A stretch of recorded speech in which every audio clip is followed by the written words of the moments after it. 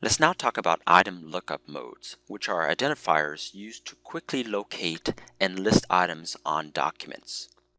This is typically what the employee would scan onto a document in order to bring up an item.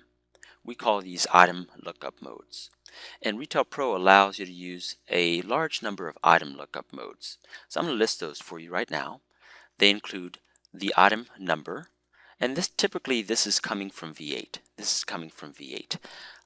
Also, you can use the UPC, the Universal Product Code, and also the AOU, which typically is a in-house identification number, right?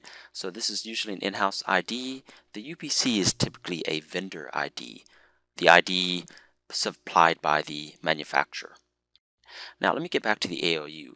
Now the AOU can potentially include, depending on your settings, the vendor code, the store code, the department code, attribute, size, date, time, etc. If the AOU does include this information, then this information could potentially be used indirectly as a lookup mode. Okay? But technically you are using AOU. But if the AOU happens to include this other information, then in essence you're able to use that information for lookup purposes, which is really nice.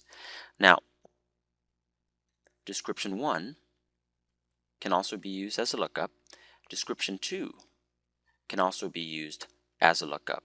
Now, description 1 and 2 is actually quite useful if you don't have UPC or AOU or something to scan, right?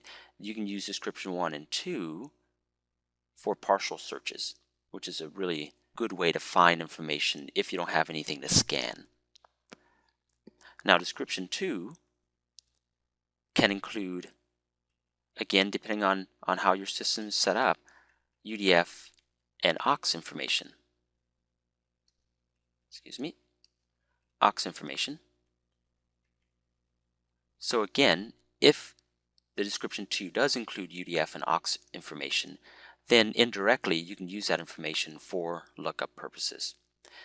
And lastly, we have serial number and lot number. So these are all the various pieces of information, IDs, that can be used for lookup purposes.